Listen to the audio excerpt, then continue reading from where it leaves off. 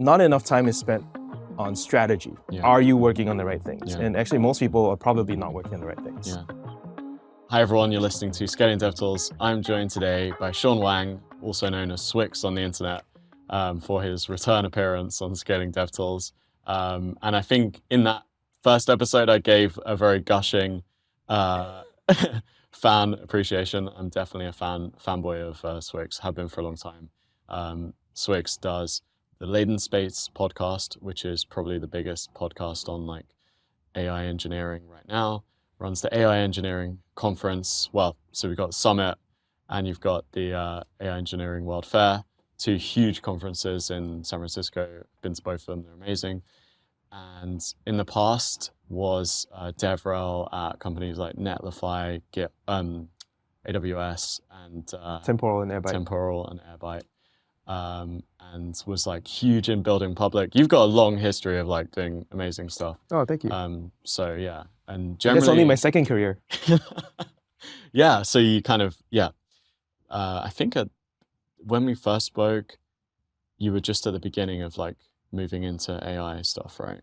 Maybe, I don't even remember when that was. I know it was just before the Supabase interview that you did, because when you recorded the chat with Ant, I was in the other room. Oh yeah. And I didn't know he was recording with you. I would have popped in and said hi.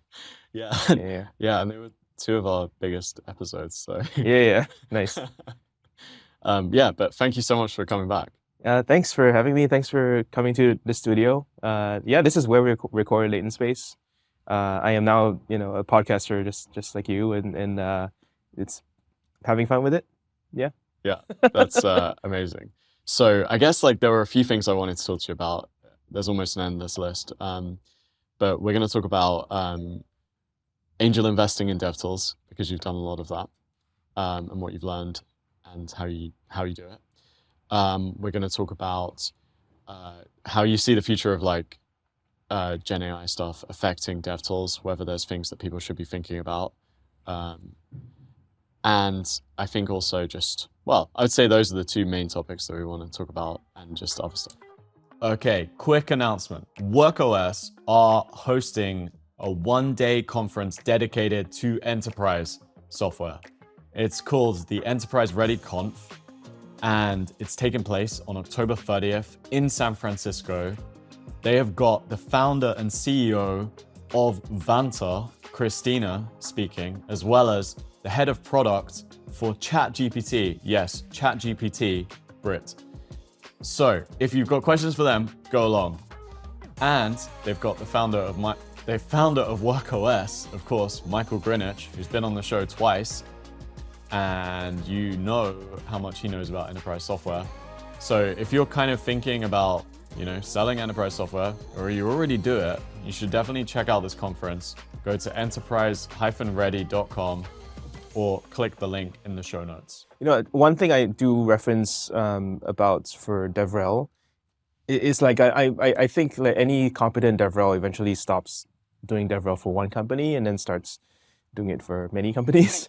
Because it's a rare enough skill set that if you do well, you can sort of franchise it. And that's how I view the AI engineer conferences. So, but it's just, instead of speaking one at a time for one company, you could just run the conference and have like 100 companies come.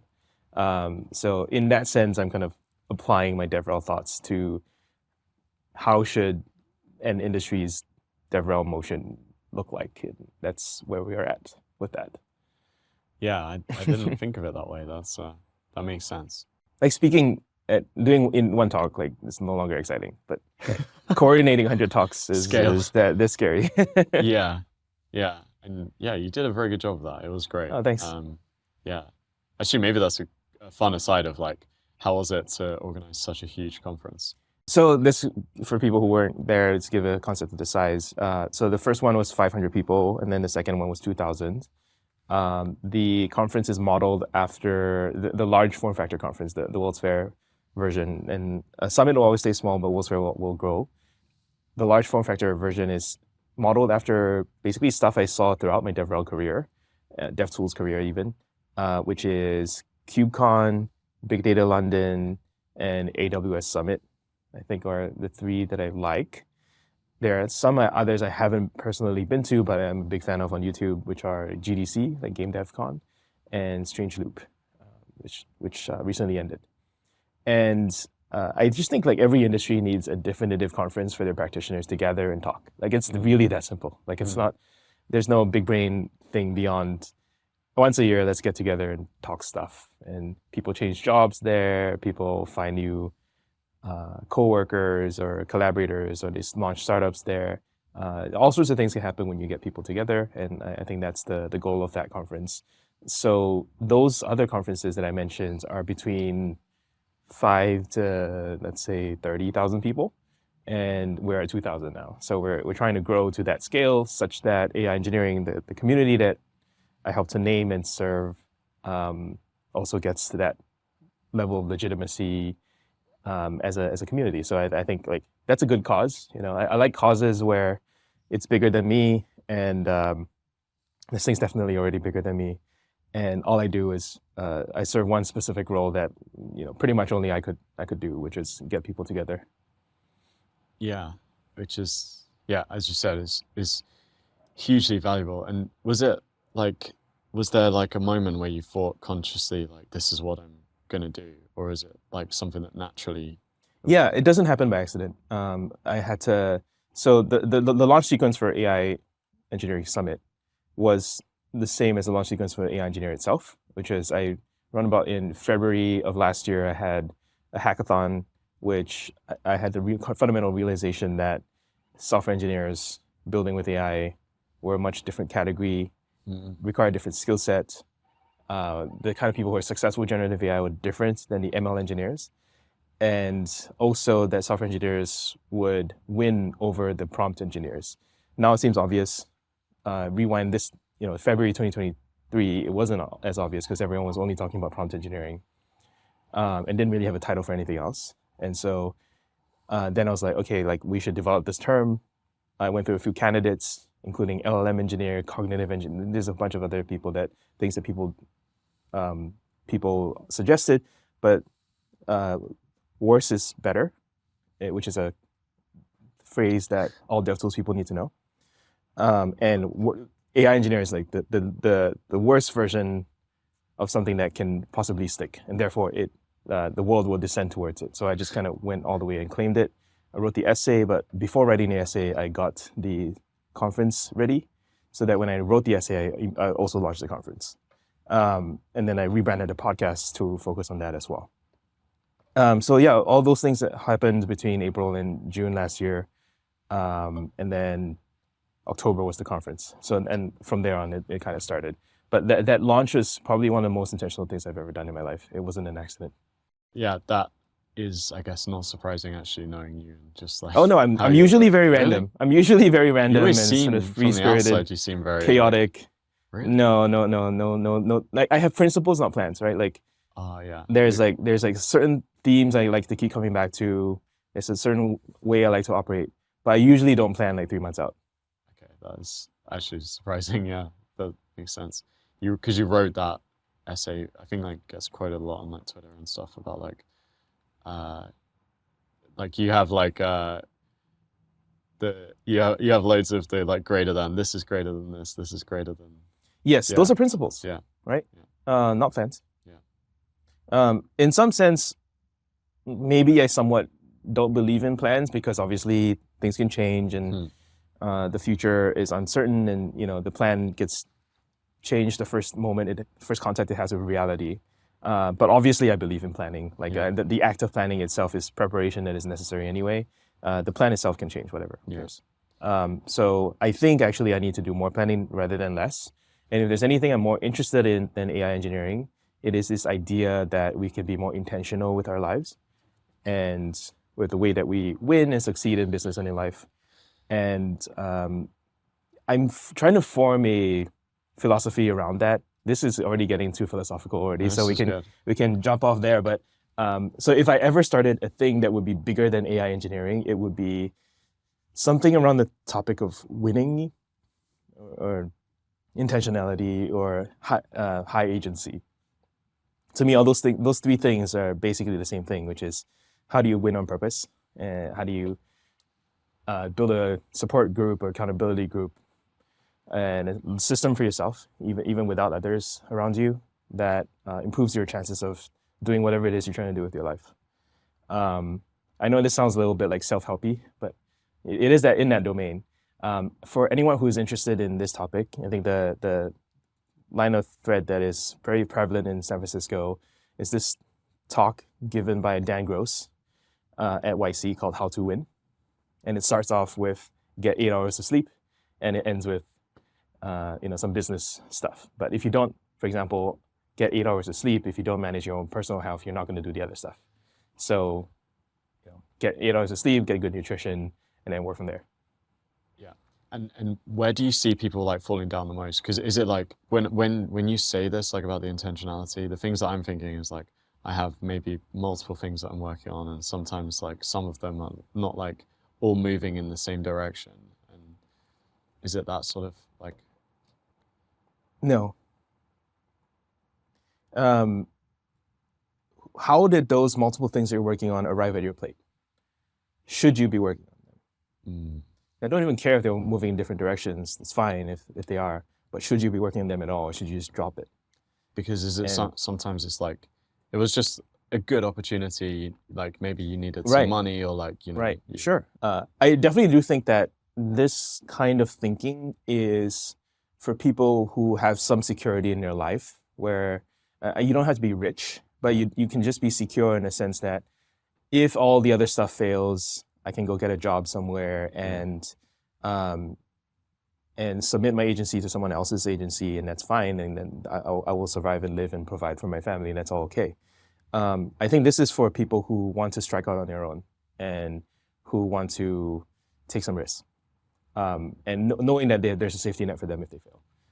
And I definitely in San Francisco here, like you definitely feel the idea that it's actually more than okay to fail. Like having failed actually improves your employability, because now you can say you're a former founder, and people like to count their employees by how many former founders they have under their wing, right?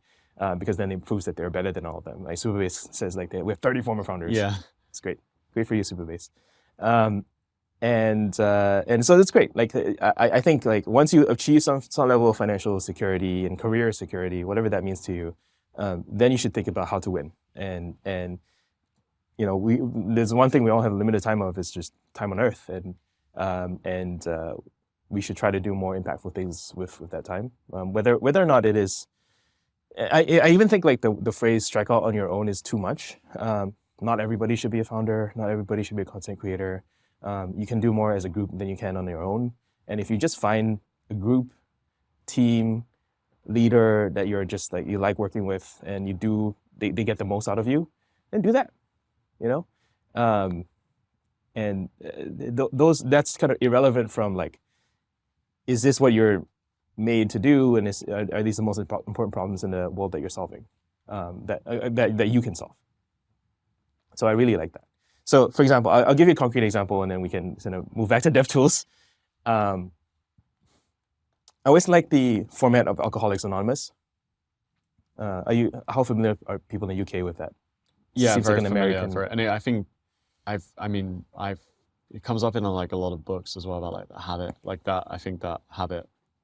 There's a book about habits. And I've read Atomic Habits or something else. Could be. There's many. Yeah, it was not that one. It was the other one. Okay. Yeah, I think Alcoholics Anonymous is just a good adherence and accountability system that doesn't have anything to do with alcohol. So what if we had AA but for accountability or for achieving your goals, right? So they have all these steps. They're non-judgmental. They go around, they share their issues, and there's a support group element to that. And there's a little bit of anonymity, or at least Chatham House rules, whatever they call that, which is like you don't share what you learn in those meetings. All of which I think we need and we don't have in life. It's just weird that it just doesn't exist, and I would like to start that or take part in it. Again, this is one of those things where like it's a mission. What I define as a mission is something where you're happy if someone else does it better than you. So I actually don't even want to start this. I just want to join it. It just doesn't exist, therefore I have to start it. So that is the mission. The winning group is that. But the one problem with Alcoholics Anonymous is, well, one, it's alcohol, so it's a very serious topic. This is a bit less serious than life and death and mental addiction and illness and all that. This is just work. This is lower tier than that, if in the hierarchy of personal issues that are important and life changing. But I think there are too many steps. I think really you want to reduce things to 2 steps. So everyone, in my ideal vision of the world, everyone comes in, they're prepared to answer 2 questions, right, and only talk about 2 questions and hear it from everyone else attending. The 2 questions are, 1, what are the most important things in the world that you should be working on? And 2, why haven't you done it yet? Yeah, that's really powerful. I was just almost like answering it for myself, and it's I think, and then just go around because you hearing other people's stuff also helps you with your stuff. And anytime you're not winning, it's one of those 2 things. You're not working on good things, or you're blocked in some way. It's a mental block, it's a financial block, it's a physical, personal relationship block, whatever. It's like blockers and whatever, direction or goal setting. Actually, people a lot of these, like, you can count a lot of this self-help stuff in the productivity domain, where people said you want to have this productivity system, bullet journaling, whatever. Not enough time is spent on strategy. Are you working on the right things? And actually, most people are probably not working on the right things. So myself included, one of the reasons I have not started this yet is I don't feel in a very secure position to teach this because I don't have it figured out. I think I almost feel like I want to have made it first, and then I can turn back and give back. Whereas this is kind of like building a support system for myself because I need it. Therefore, I don't have any answers. And it's just very hard to lead people if you don't have any answers. If you don't have any credibility. But in a sense, like I am thinking about this. I am working on this with myself, with ChatGPT. Sometimes we are in my company working on this idea of a small CEO. I have the domain smol.ai. And literally, I want to just hand it over and have it just be my boss and ask those 2 questions to me every day and make sure that I'm aligned on it. That sounds great. It doesn't. Actually, I pitched this at a dinner with like some ML researchers. They were shocked and horrified. Really? They were like, "Well, it's the inverse of what you're supposed to do with AI. AI, like you the human are supposed to be at the top level, and the AI is supposed to be at the bottom level, executing the will of the human." And so I'm really talking about the inversion of that. The humans are very bad at executive function and following through and doing things you said you were going to do. And what if you just handed that over to the AI, and then you became the mindless executing things machine? So that's a little bit of a controversial thought. I made it more palatable for them by saying it's kind of like a layer sandwich of human, machine, human. So human at the top, it's the board of directors. Machine is CEO, and then human at the bottom for doing the thing that you signed up to do. Yeah, and I guess like it's also like you're not necessarily giving, like it's helping you to make decisions based on what you think, and it's asking good questions. Yeah, this standard question that any manager could ask. If you had any manager, they would go through the same manager playbook that any manager would have, and you don't really even need them there. Yeah.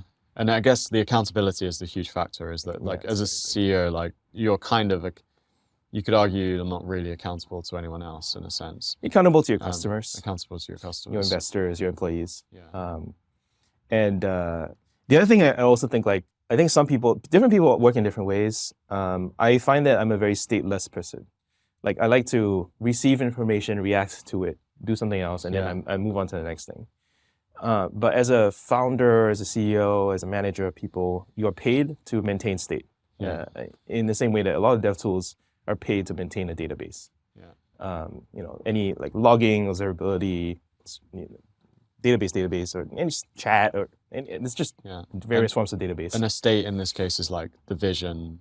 For no, is this thing done? What task is owned by whom? And are they overdue? Where the hell's the status update? Like that's just like typical manager CEO nonsense. And like is probably could be done better by someone else than me, because I don't like to hold that state. I like to be stateless. in particular, about do you know the Eisenhower matrix? I think No. a lot of people. I'm surprised that it's not more common. Most people have seen it; they don't know the name of Is it. it It's the 2x2 chart. urgent? It's a 2x2 chart where there's tasks that are important and non-important, Yeah. and there's urgent and non-urgent. Yeah. Right? Okay, And so obviously everyone says you have to throw away the non-important things, only do important things, and then prioritize the urgent things and not the non-urgent things. Yeah. There's a non-linearity with the Eisenhower matrix where many important things in life are non-urgent, but they're important. Yeah. And sometimes they become urgent. So a common scenario for this for me is taxes, filing taxes. Yeah. I know every year, I have all the information by December 31st when I need to file for April 15th, which is filing day in the US. Why don't I take any time within that 3 months to file? Because it's not urgent. Yeah. On April 14th, it's very urgent. Yeah. And suddenly I'm like scrambling for accountants and stuff. There's many non-linearities in life like that where there's zero difference between whether you do it today or tomorrow. Yeah. But if you don't do it before a deadline, then suddenly it becomes very expensive. Whether it's like flights or hiring someone or whatever. Actually, the costless things are the invisible deadlines where you don't even know there's a set deadline, but there was one and you didn't know it and it passed. What kind of things would that would be like? Sometimes it's training a model that you know there's like this brief window where it was possible to train open source like GPT-3 class models, which is what GPT-J was doing and Llama was doing, and then now there's not an increasingly closed source, and there was a brief window where it was kind of easy to get into the AI teams, like even like NLP or LLM teams. They were not prestigious. Yeah. It was a very small window. I've interviewed some of these folks where they were like, yeah, I accidentally became a leading researcher in this area because no one else wanted it, and I thought it was interesting. I just picked it because it was open. Yeah. And now I'm one of 10 people in the world that has trained a large language model to this scale, and you'll continue to be so. Those initial luck or active decisions compound. Yeah. So that was a invisible deadline that nobody understood except for people who were paying attention and some people who were lucky. And I think there are many like that where so for me, sometimes it was, let's say the visa stuff, right? There was a hard deadline with my conference trying to get to my own conference and get the visa in that time. But many invisible deadlines in the 6 months prior where I didn't know that I should have done something. Yeah. And then that passed and that made it more expensive or caused further delays for me to get my visa right up to the point where it was the week before the conference and my last fallback to the fallback failed because I also missed another deadline to get my visa waiver. Many other cases. I think a lot of the smartest planners in the world understand to clear the fog of war. Because it's one thing to know a deadline and then miss it because you were busy. It's another thing to not even know there was a deadline there and also miss that. Yeah. The principles, it's like thinking intentionally about what you're doing and intentionality, having agency, and maybe a more jargony term for it is executive function, but really just high agency. Yeah. Doing what you actually internally want to do and want to exist for good reasons. Yeah. And surprisingly, people don't do that. They respond. They much rather copy. Yeah. They much rather react. They much rather look at an existing leaderboard, an existing company ladder, for example, and try to climb optimize within that. And those are plenty good as well, but they're not exactly high agency in the sense that you create a game that you think it's worth winning and actually pursue it, because I think those are the situations in which you have the most interesting mission that people can kind of join you and support for you. I think if you pick a leaderboard or if you pick a company ladder, it becomes a zero-sum game. Yeah, where competing against. You're competing, and competing is good. It's fine. I think that's a big part of winning. But I think it leads to situations where it's zero-sum. Your competitors don't share their information with you. All that stuff. But once you pick a worthy enough cause, the whole thing changes. your competitors are like, oh yeah, we ran into that too. Here's how we fixed it. Because at the end of the day, the cause is more important than any individual winning, and that's really helpful and important in life. Yeah. So, and I guess that like if bringing that to like AI DevTools Sure. companies Yeah, in a yeah. sense, or like if we call them DevTools, but like OpenAI at the beginning, no one else was thinking of doing this. Like, Mhm. and they were like playing their own game. They weren't really competing against anyone else. It was like, can they actually do this? They believe this is important. Focus on that. Yeah. Whereas like maybe now I it's think a bit more- Ilya Sutskever works like that. You listen to any interview that he's ever done. He's just been a through and through believer in AGI, and maybe the rest of the company believed it less than him. So in some sense, I feel like OpenAI potentially got lucky with a few hires that they made that skewed them in that way, because otherwise they would have just been another research lab that didn't go anywhere. Interesting. And do you think now it's become this like it's much closer to like this like ladder situation? Not ladder, but like There's a lot of internal policies in OpenAI. I know a few friends who've been effectively managed out or fired due to internal politics issues, and that arises in any 1,000+ person company. I think the question before OpenAI now is like how well are they actually committed to the AGI goal instead of being like a product company, like a new Google, effectively. I think the people who are very pro, like obviously any outcome like that is amazing and worth pursuing and whatever, right? But I think the AI purists are disappointed in OpenAI for basically selling out to monetize their APIs, to monetize ChatGPT, for them to effectively stop thought leading on what frontier AGI should look like. It's debatable. Like we're recording this in early September. They're likely to announce GPT-5 early October. And we'll see what GPT-5 looks like. We'll see. I like this is one of those things I try to debate less about what the shape of AGI is, because it's very hard to quantify, and like there are definitely people that are way smarter and more dedicated to it than I am. I just think that though, like, it's worth understanding that the people who are most worried about safety are also the people who take AI more seriously than anyone else. Like the very reason they got here in the first place is they took AI more seriously than everyone else. And because the AI purists tend to disregard safety, I don't think they take AI as seriously as they think.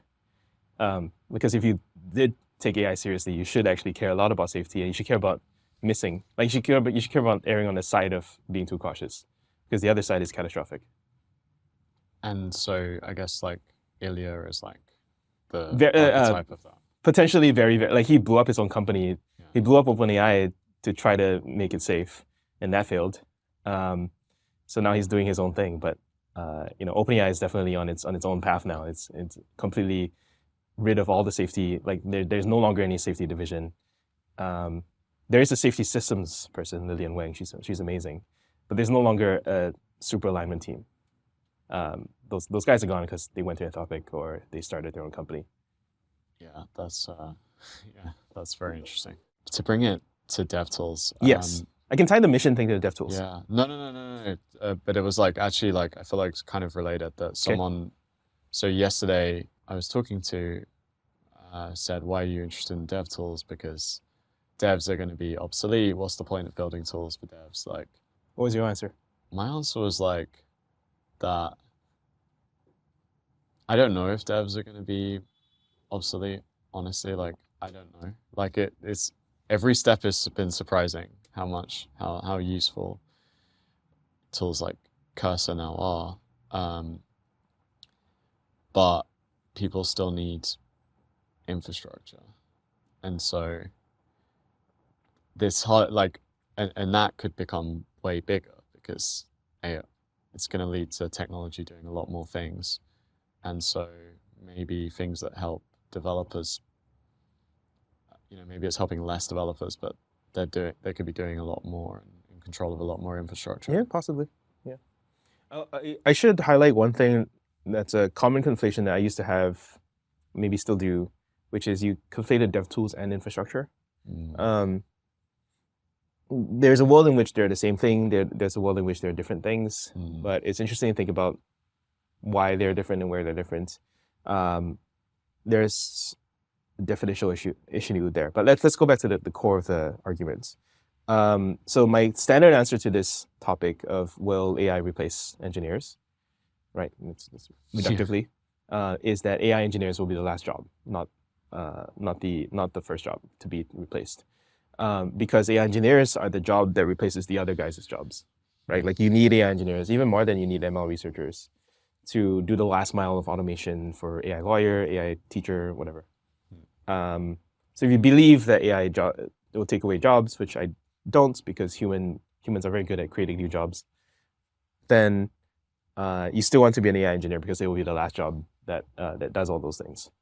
That's the pat answer. I think the second level answer for the DevTools people is that there's a very strong interplay between systems engineering and AI, where AI is like very good at translating natural language to some format that it's trained to do, but it's not very good at systems design and not precise and not fast. All these things are issues that systems like we're just much better at for the last like 50, 60 years.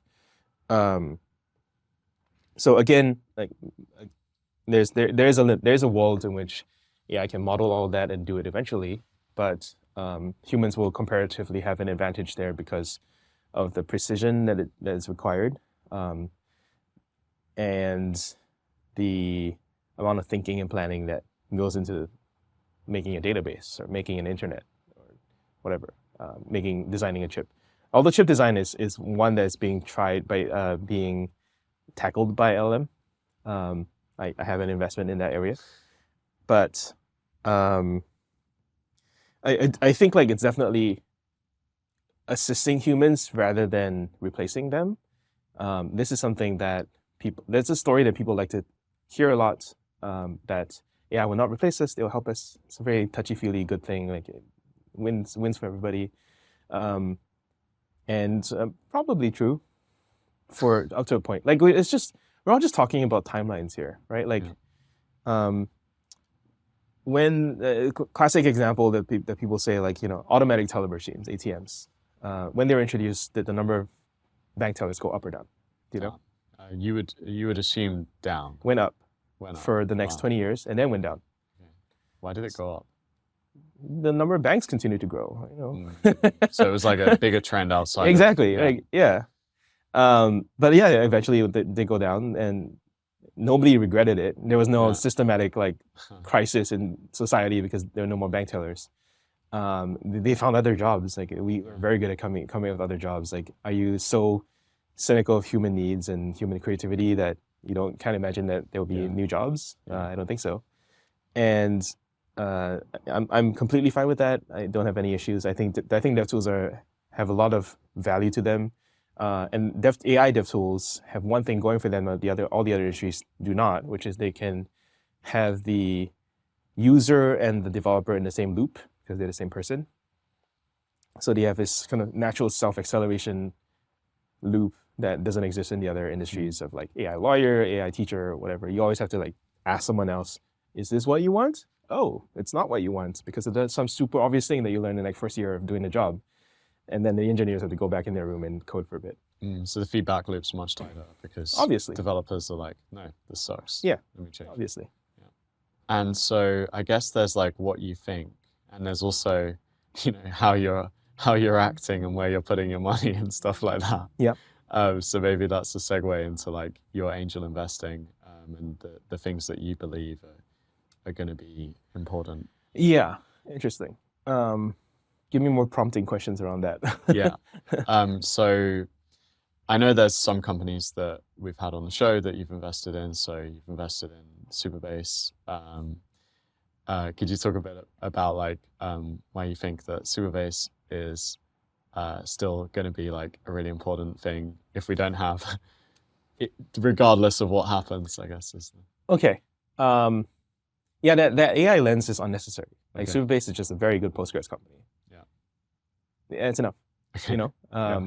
When I invested, they were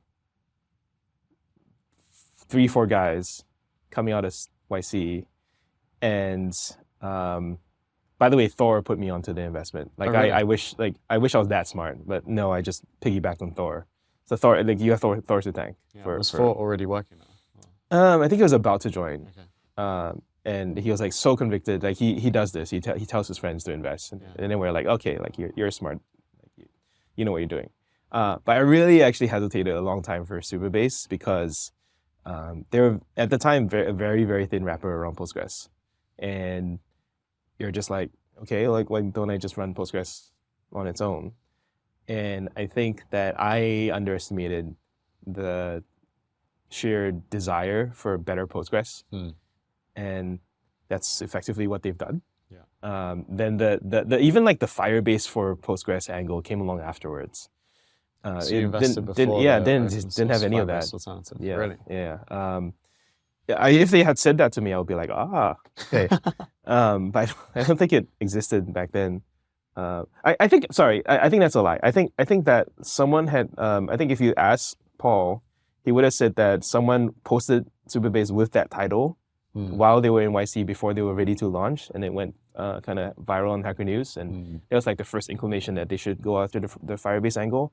But I wasn't paying attention to that initially. And it wasn't like the hero. It wasn't the hero, on the hero section. not yet. I think it was hero shortly after because they've been writing that for a while. And I think it's good. Like, this thing that sucks that is going to be killed by Google someday. We're doing it better. It's open source. Like, it makes sense. Yeah. You know. So this is one of those things where, like, a really, like, it doesn't have to be any AI in it. Just have a really good system that people can spin up. That, you know, AI coding tools and DevTools can use if they want to. And there's so many. I'm pretty sure GPT-4 knows the Supabase SDK inherently and can just code it. So it becomes a much better interface to Postgres than AIs could write themselves. And that's great for both Supabase and for AI. That they can have this great persistence layer that's kind of intuitive and open source and manageable, like in any environment that they want. It just works that I think a lot. You find this pattern a lot, that like what works well for humans happens to also be good in an AI-centric world, because then they just provide a better layer for something on that humans and LLMs can use. Except for some tools, which we'll talk about eventually, where that is starting to diverge as well. That human needs do differ from LLM needs, and there are some companies spinning up. Some of them are here. Here being Solaris, which is the AI co-working space that we're recording in, where they actually specialize in that difference between LLMs and human needs. Yeah, actually, it'd be great to know. We've been talking about this on my podcast as the LLMOS, the class of tools that LLMs basically always need. So they need to search the web. So you can plug them into the DuckDuckGo API or the Google SERP API or the whatever Bing has. Or you can plug them into some more dedicated LLM-focused search engines like Exa or Tavily. Or you can build your own. There's many people building their own. Or you can do browser automation like BrowserBase here is doing. All of these have very subtle, different at-scale requirements for plugging the results of a web search into an LLM. All of them, for example, they need some kind of like proxy rotation, they need some indexing, some different kind of caching or whatever. But for example, a very simple example is, that's one example. There's another tool in the toolbox for code interpreter. So OpenAI has its own code interpreter, but for everyone else, there's E2B, another early investment, which, by the way, I invested before they were an AI tool. And one simple example is that your error codes are no longer for humans. They're prompts that are fed back into the LLM so you can fix the code that generated the error code, right? So of course you would do it, right? Like right now, we take whatever error code we got and we plug it back in and hope the LLM figures it out. But what if the error code was a prompt that said specifically what you needed it to do? That's not, to be super clear, that is my dream of what E2B can become if they were that focused. They're doing well not even doing that. They're doing well for a variety of other reasons. So for example, what E2B is often could be viewed as like kind of an ephemeral coding environment, an ephemeral sandbox, like you would a Fly.io or a Replit or something like that. But instead of human needs, in humans we need a few of these, dozens of these, maybe. Whereas agents, they can kind of spin up hundreds of them simultaneously. They're different. They're the same needs, but order of magnitude different. Where it's just had different requirements. Like it can be order of magnitude in terms of like parallelism, or order of magnitude difference in terms of like the latency requirements, because suddenly there's no human waiting time, it's machine waiting time is different. There's a bunch of like all these like really long tail things that if you just specialize in solving the problems for an LLM customer instead of a human customer, you start getting different product specs. Yeah, that is actually like something I hadn't really thought about. That's very interesting. Yeah, I think it's very convenient for DevTools investors to think about it this way, because it basically means that every thesis you ever had is going to be the next few orders of magnitude in product requirements, like must be 10 times faster, must be 100 times faster, must be 10 times more parallel, whatever. They're just augmented by AIs. Like they will be run in much larger scale than humans can, because obviously there's only one of me, and like I can run 10 AIs at once and not really care. That makes sense. That's really cool, actually. Yeah, it's got me thinking about like everything you're working on. Like, what does it look like if an LLM is using this rather than? I even think like API keys need to fundamentally encode this concept. So like when you issue the API key, you typically expect the developer to use it. But what if you had a different key for an LLM? Like what different permission levels do they need? What human in the loop review do they need for anything that's non-reversible, stuff like that? Yeah, because maybe you would flag things differently if you saw a usage that's like in a friend of mine, loop. Martin, he worked on indent.com for 5 years, which was basically just human in the loop approval process. And he was like, I think this is something that people want for security and compliance reasons. And suddenly AIs come along and they're like, oh, like we want humans to review AI, tasks. Like, suddenly it became a very, very important thing. But he had worked the previous 5 years on this problem, and then suddenly it's like, without going super viral or anything. Like, it was a decent, like profitable company. It just wasn't like huge. It was like 3 people company. And then 2 months ago, OpenAI acquired them. Wow. For this. Yeah, very, very, like if you just happen to work on DevTools and you work on things that like scale well for AIs and humans, like this not this, they're the same thing. They're not different problems. They're just different scales. And so maybe like some tweaks, but just like potentially. I don't know how much he's tweaking. He can't say anything to me now that he's working for them. Yeah.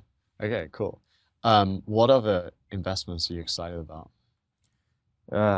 So you're asking me to pick favorites? Okay, wait, maybe I can name children. I can name stuff that has. Fireworks seems very exciting. Yeah, I can name stuff that has been like popular in recent media. So Fireworks, I'm not an angel actually. Fireworks, I'm an advisor. I do a little bit of DevRel advising, and Fireworks pursued me for like half a year, and then I was like, fine. And they're basically the former PyTorch team from Facebook. And service, I think the original vision was basically spin out and just offer PyTorch as a service. And now it's more closer to an inference engine similar to Together AI. They serve the full stack of like fine tuning to providing GPUs to providing like serverless versions of what they do to like full on-prem stuff, and like there's more stuff I can't say. Okay, like cool. But out of the many GPU as a service providers out there, it's basically Together and Fireworks in my mind. They're the 2 leaders, and this is the one that Sequoia picked. So, like, I think they're doing fine there. They do need more like work in terms of their DevRel, which is where I come in. They are hiring DevRel if anyone wants to join a top tier, definitely one of the top executing AI infrastructure companies I've come across. And surprisingly, no head of DevRel yet, because I refused to join a company. So I'm kind of like interim head of DevRel while we figure out who actually runs DevRel there. Yeah, that sounds like a very good opportunity.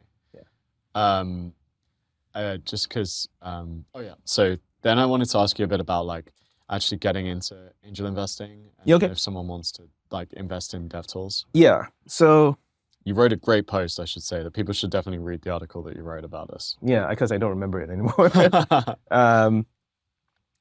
You don't get into angel investing with the expectation that it'll make you money. Because you probably won't. And even if you do, you won't see it for 10 years, right? If you're successful, the company won't exit for a while because it'll just keep going up and up and up, which is what's happening with Supabase. Yeah. And that's fine. That's great. You'd be happy and cheerful for them.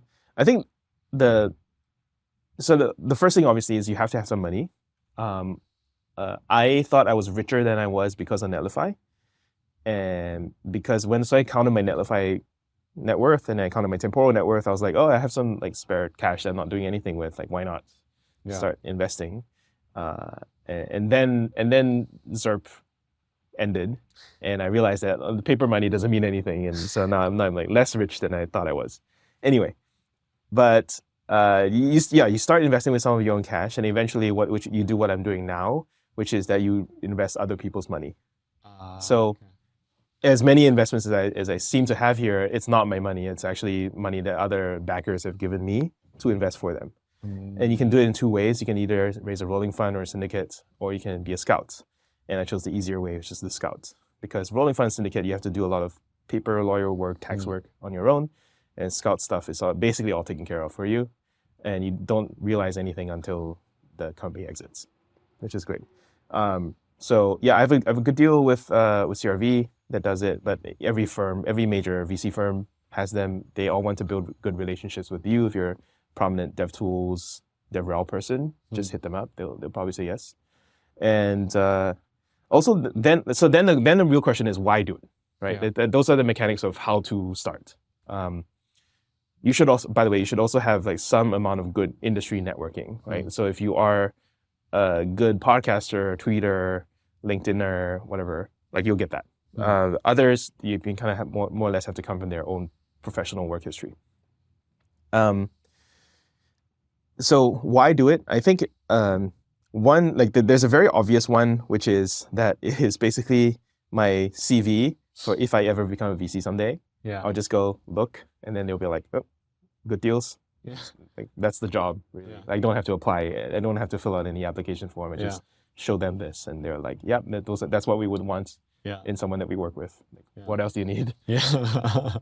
And then two, you also get to work closely with the founders for anything that they need. So typically, my contract with founders is that if you need some DevRel advice, particularly before launch, if you're hiring DevRel, I can help there. And through that, I can observe how they do what they do, and a lot of these are like gonna encounter problems in ways that I would never have thought of before, and I think that's preparation for me becoming a founder myself, and going through those exact same journeys. So it's really good to basically be friends with these people who are like a few years ahead of you, if you intend to go that route. I'm still not sure I'm going to exactly go that route, but I definitely have some of these that I would now count as advising me more than I advise them. And it's just a kind of like a two-way street there, eventually. That's actually amazing. So one of the things that I read recently from you was your post on DevRel. Is DevRel dead? Yeah, is DevRel dead? Oh, God. I know we didn't talk about discussing this, but yeah. I think I did one interview, one podcast with Changelog on that. So people want like an hour's worth of Is DevRel Dead? They can go there. Yeah. But we can do a short one here. Yeah. What interests you?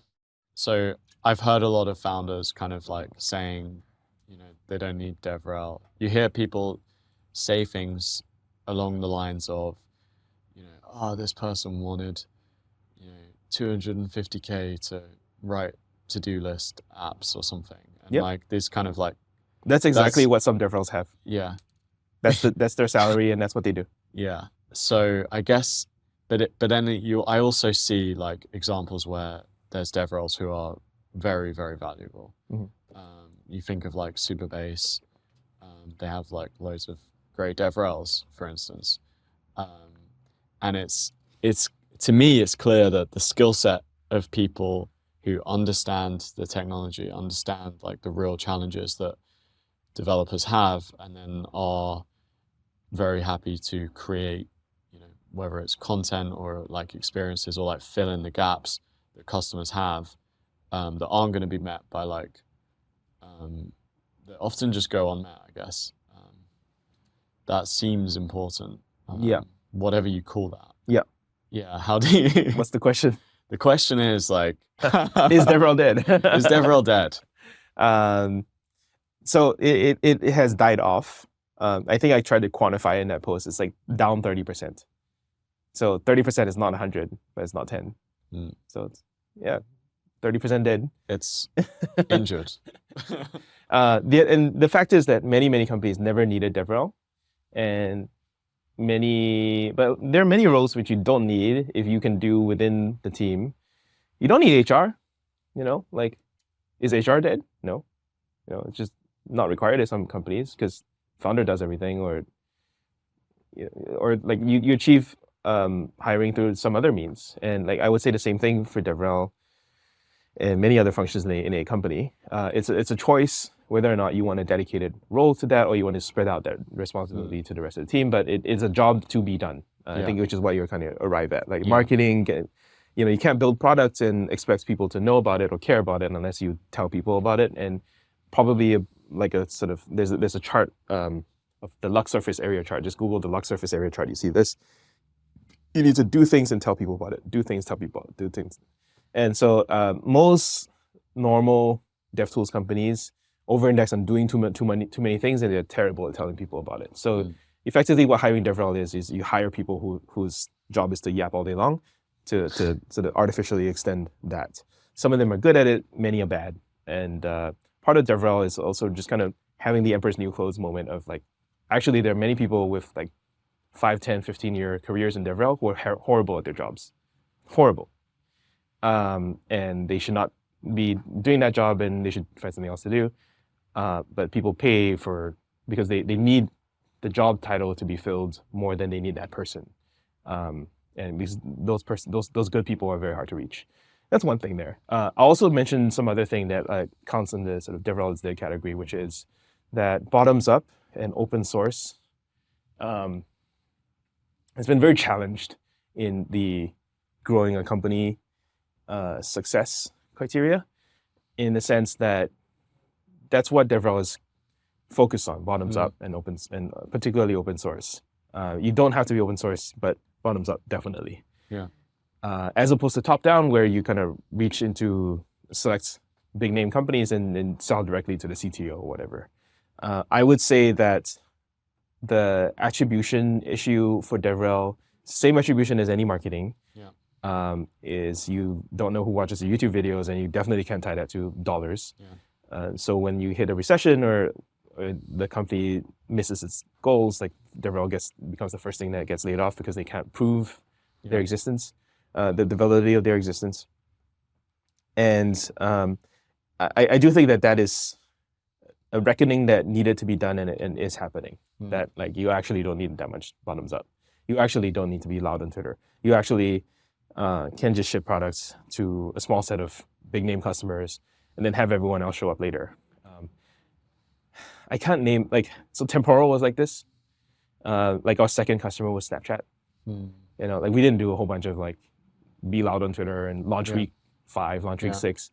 We didn't do any of that. Just build what your big customers want. And then the big customer likes it. The slightly smaller customers look up and they go like, oh yeah, it's good enough for them. It's good enough for us.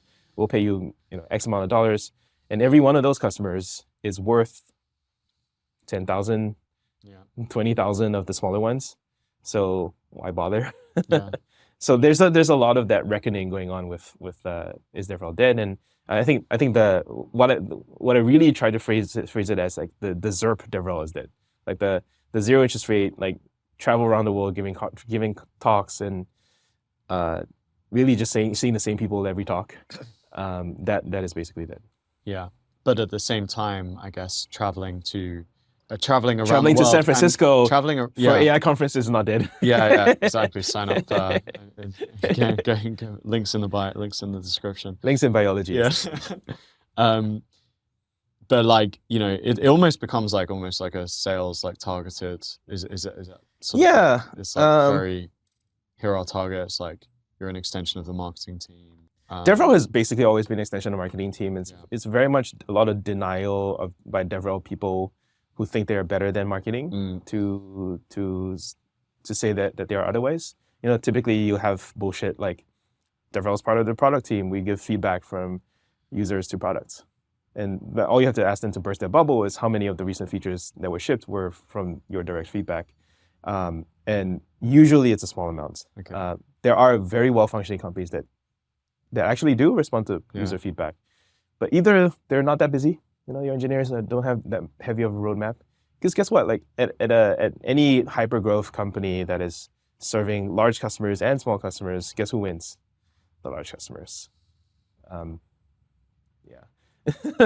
As in they will focus on the features. If they will often do, because the other ones come with like 100x more money than the other ones. So it is a huge problem and challenge of founders and PMs to balance those things. And it should not be a surprise to anyone that the larger checks, larger customers usually win. That's like through no fault of anyone. It's normal capitalism. That's just how it works. And so then as a PM, as a DevRel, my requests get backlogged, shelved to the next quarter. Next quarter I come around and I say the same thing again. My users are, I'm out there in front of my users every day, talk to them, they say they want this. We fall short to other competitors. When can we have this? Backlog again. And it takes like 3 quarters of that to just give up. Which is a normal frustration. I think like, I don't want people to hear this and go like, DevRel is a joke, like don't bother. I think you should fight for your customers. I think you should just be realistic that it is not 50% of your job, it is 1% of your job. And most of your job is getting driving customers. new customers. Getting your company in front of people who've never heard about it before that could potentially be users of it. And I suppose you have to somewhat consciously or subconsciously, you have to be more effective at that than sales teams. Yeah, it's typically the people who are not good at the main marketing job that then they're like, oh yeah, DevRel was never really about that. It was about the other stuff. Because they're retreating to things that they can actually do better at because they suck at the other stuff. Okay. And sorry, in that case, the other stuff would be like? Direct sales. Let's say customer success. Like you're already a customer. Now I'll make you more successful as a customer by teaching you how to use the tool you just bought. That happens a lot. Workshops, seminars, webinars, stuff like that. Basically, things further down the funnel. So you know tofu, mofu, bofu? Top of funnel, middle of funnel, bottom of funnel. DevRel should live at top of funnel, but eventually, you know, everyone's going to retreat a little bit to middle and bottom of funnel because that's where more money is. It's more attributable. It's also safer. You don't have to, it's like lower chance of failing because if you're already talking to people who paid an annual contract to use your tool, then they're kind of captive. So you know that you're going to have some reception there. It's just like less risky. It's good and bad. Yeah. And for founders, just to be like in kind of like what should I hire, you know, DevRel? I know this is like going to be like, it depends, but. Yeah, I know. Yeah. So we have like a couple posts on DX.tips. So by the way, DX.tips is my outlet. Yeah, that's great. Because everyone should subscribe. Really. So it's DX.tips for people who want to see it. It's basically, because I no longer identify as DevRel anymore. I care less about it, but I also like to vent on it every now and then. And people do ask my questions, my thoughts, and I find it better when you just write them down as one resource that you can keep sending around, as opposed to just responding every single time custom.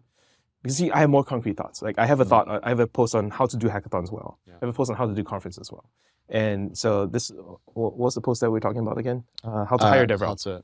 Yeah, I have two on those because it's such a big deal. But TLDR, try to do the job yourself as a founder, because if you don't, it's just like anything. If you don't do the job yourself, you don't really know what you're looking for. You don't really know what works. And when you know what works, you can have a repeatable playbook to hand off to someone else. The bigger question comes like when you have decided to hire, regardless of whatever prep work you've done before or after, when you have to decide to hire, what kind of person do you hire? Hmm. I would like to advocate for people to hire engineers who have paid for your tool at one of your lighthouse customers. That is the sweet spot in my mind. So what am I not saying? I'm saying do not hire content creator divas who are big on YouTube and expect a NPM install audience on your company. That usually fails.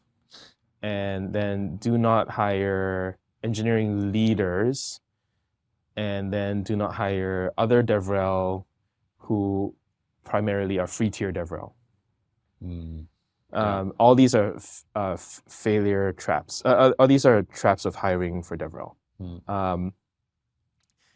There's one element of DevRel which I really like is that they are at least half engineer. All DevRel should be able to code. Actually, that's too strong a statement. There are DevRel that don't code and they do well, but they're very rare. They're in the minority of them, and they usually work at the bigger companies like Google, Amazon. For the smaller startups, you should probably want DevRels to code. And one out, if you make a mishire, is that you can just convert them to engineer. And a lot of them love it when they go from DevRel to engineer and maybe engineer back to DevRel. So give them that option. Make them go through the engineering loop and then also do the content creation stuff. Because you have a stronger dev person, employee in general, and maybe they do a little bit of DevRel, like sometimes, maybe not, but just give them an out as an engineer. I think that makes sense. And then the paid versus free tier DevRel is something that I hear a lot of confusion about, but to me it's so obvious. Like so many DevRels are just, they get up on stage, they're like, use our stuff, it's free. They never ever, and obviously that gets applause because you're giving away software that's valuable for free. Who doesn't like that? That's not challenging at all. What's harder is convincing me to pay for something. And people who've done that in their companies have done the bake-off with you versus all the other tools at risk. They put their jobs on the line to a boss and risk rejection, denial, failure, whatever. And they still believe in your tool. Hire them. Because basically DevRels tend to replicate themselves. They'll use the words that appeal to them, then that will attract other people for whom those words also appeal, and those happen to be your customers that you want. So free tier, you don't want replicating of like free tier reasons to come check it out. I don't want only free tier. Like obviously free tier is important and good. There's reason people offer free tiers, and I do believe in freemium. But free tier only is bad. We did a lot of that in my previous job. So a lot of this also is kind of like therapy for myself, working through mistakes that I make that I would not wish on others and I would not want to repeat at my own company. So I definitely feel like people maybe mistake my authoritative tone as judgmental. It's not because I did that. And so I'm just trying to learn lessons and not repeat them. I think that all of the things that I read that you put out come across that way, and that like it's your lessons and it's like your beliefs and stuff. And I think there was some people were like upset about like the DevRel is dead thing, but I don't think it was like, it was your views on like how things and your experiences and your personal like, and I feel like you're trying to actually like help people, and like it was like, why deny the truth in the sense of like there are challenges here. And I think you gave like really good like perception, or like a really good analysis of the situation, and then also that like there are companies hiring DevRel, and here are the like the ways that it can be important, and people that adapt to that are going to actually succeed, rather than like denying that like there is this contraction in like DevRel at the moment. I think people should not care basically about the contraction in DevRel. This is a industry-wide, sector-wide thing that almost certainly means nothing for your individual company. Your individual company situation, you should examine that from first principles. Look at the people that you have. If they were missing that, you might want to hire it.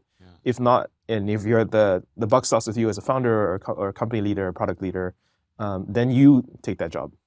And those skills and those jobs to be done are timeless, and I'm happy supporting that. Whether or not you have the official job title, could care less. I do think that it could be easier for people. So I think in that post, I also mentioned the concept of the full stack DevRel. Most DevRel in like companies under 100, maybe even under 200, are full stack DevRel in the sense that they basically operate as independent autonomous units, kind of like you are right now. You book your guests, you decide what your marketing is, you decide what your topics coverage is, and you publish, you edit, you do everything. In larger companies, like no media organization works like that. Right? They have editors, they have back office people that do the processing, the journalists and the reporters, like they do the front end of like interviewing and deciding what's relevant and to stay in the flow. And the media organization takes their job seriously enough to invest in the back office so that the front office people can do their jobs well. And what effectively all DevRel is a media company operating as a tech company. And the sooner a tech company realizes that they are running a media operation, they should maybe learn lessons from real media organizations and maybe not operate at the same scale, but the functionality and grouping of jobs probably makes sense in some sense. What else should I say there? Yeah, so I have concepts about the front, middle, back office of DevRel. People can read that on DX.tips.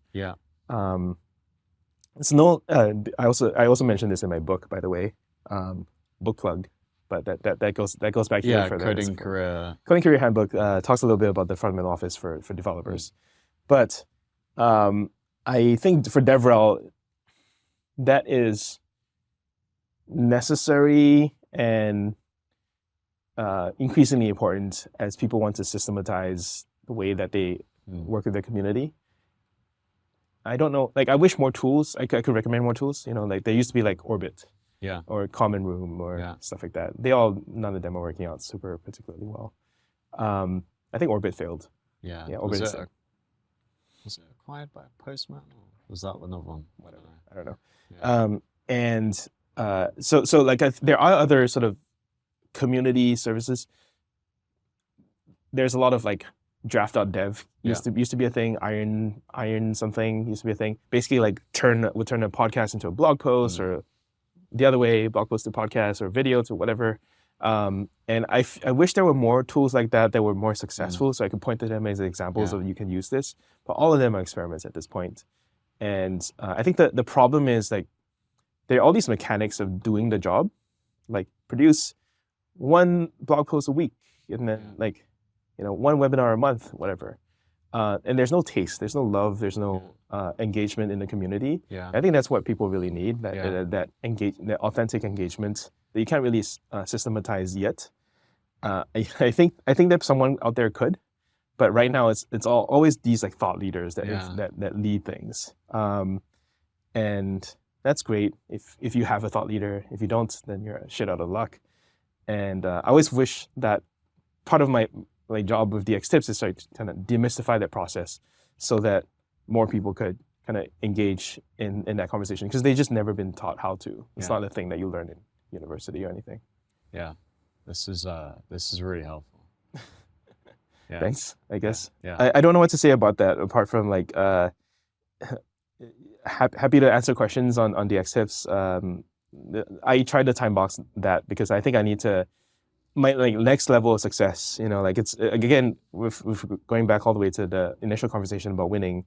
Is this the thing I'm supposed to do, like advising on DevRel? I don't think so. I don't think like people like super need it. Like there's many other qualified advisors out there. My advice isn't going to be like that much game changing compared to like other people, except maybe in AI engineering. Like obviously that's the place I carved out. Practice. I think you're one of those like people that's like good at many things, and I think I would still consider you as like, I think that you have a very, very rare ability of like communicating concepts and thinking in systems. And I think that you probably are at least that I've come across in the kind of like DevRel space, the best person. Like you have like I think your purpose in the AI landscape is like is bigger probably. So I think so. I think like what I love about it is I can repeat myself and not feel bored. That's a sign that you have something you believe in. And I've done that. I've done many podcasts just evangelizing the idea. People get jobs on it, and sometimes they don't even know that I was involved in it, and that's great. GitHub recently launched a Hugging Face competitor, and right across their front page was AI engineers. Yeah. And It's just crazy. it's just this market that like it's growing, and I think if we serve it well, I think it's its own industry that's going to emerge that I had a part to play in, and I think that's beautiful. The other thing now is to build services rather than thought lead, and that's something that I historically haven't done before, and I'm doing now. So I'm building AI News, which you know about, Yeah, and seeing what it could become. Just had a chat with Andre Karpathy this morning about casual name drop there. Wow. But I would consider him a mentor of mine. I've considered trying to work with him more, but he's very independent minded and obviously doesn't need any money or anything like that. But there's a general desire for general purpose summarization and teaching. For him, he wants to make the best course in the world for AI. Yeah. For me, it's, there's a lot of, in generative AI, there's a lot of like, put in this prompt and then it becomes like 10 different things. There's a lot of signal that becomes noise. Yeah. And I want to take noise and condense back to signal. And I think that too many people are doing the thing where like signal noise, and then not enough people are doing noise signal. Yeah, and that's kind of what you do as well, right? Like as a person, like I feel like that's In a one of way. the things that you've been Yeah. really good at. Thanks. I try. I think so, right? Even though we were talking Yeah. about like taking this, like condensing things into like kind of principles or like, Yeah, I like that. you know. Yeah, I do like that. I wish I was, my problem is I am too much of a hoarder and completionist. And the people who are best at signal to noise, noise to signal, are minimalists. They want who's the other guy? Jack something, the visualized value, Jack Butcher. You seen him? Oh, yes. You want to be the kind of guy with like 2 words in your bio, and like he like just tweets an image where it's like that and it's like that and then it's like you get 10,000 likes. I'm not that kind of guy. I'm a word cell. I have so much words. So I think that is too simplistic, and I don't like that. And sometimes it's very inauthentic in how the minimalists take the most engaging, rage-inducing headline and just tweet that. And that's it. So I like nuance, which is a flaw, because nuance is also noise for some people. It is. Yes, but I feel like people resonate to like are drawn to their own like style. amount of like abstraction. I think you should have tunable noise. So what I would like, I don't know if we're going to build this, but I would like basically an Urban Dictionary. Have you seen Urban Dictionary? Yeah. Dictionary where you can kind of tune your explanations of anything to what the depth of nuance that you would want.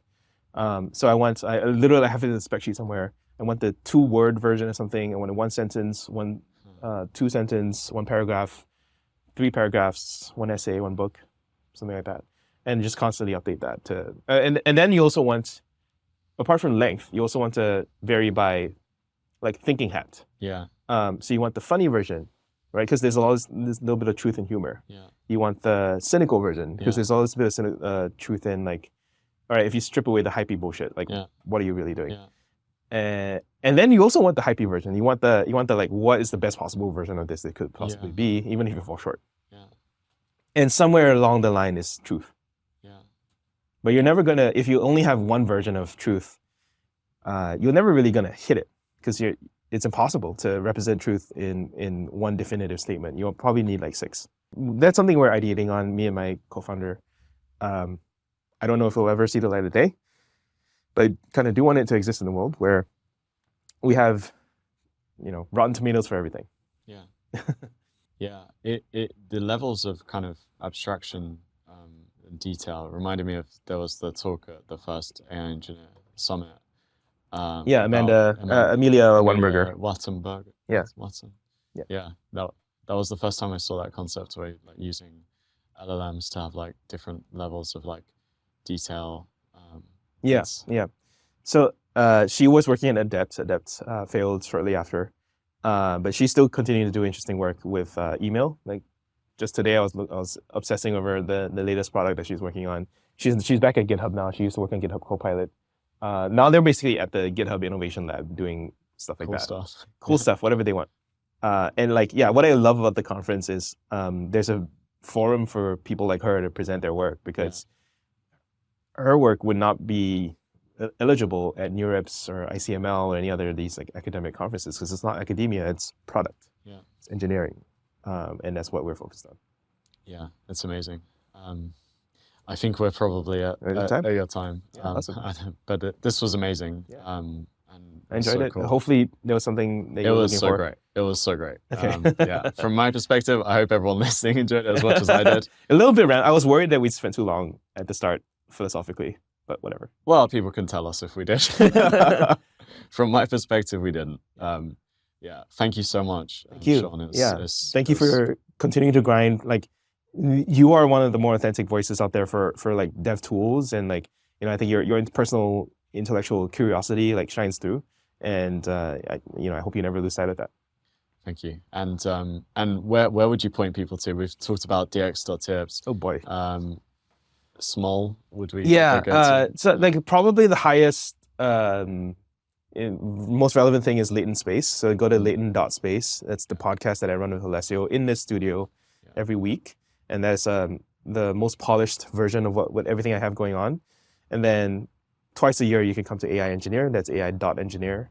And then I'm working on a startup called smol.ai. And right now we do a daily newsletter that is definitely not polished, but is endorsed by some of the top names in the field. Andre Karpathy is. Yeah. That's amazing. Well, thank you so much, Shawn. Thanks everyone for listening. Thank you.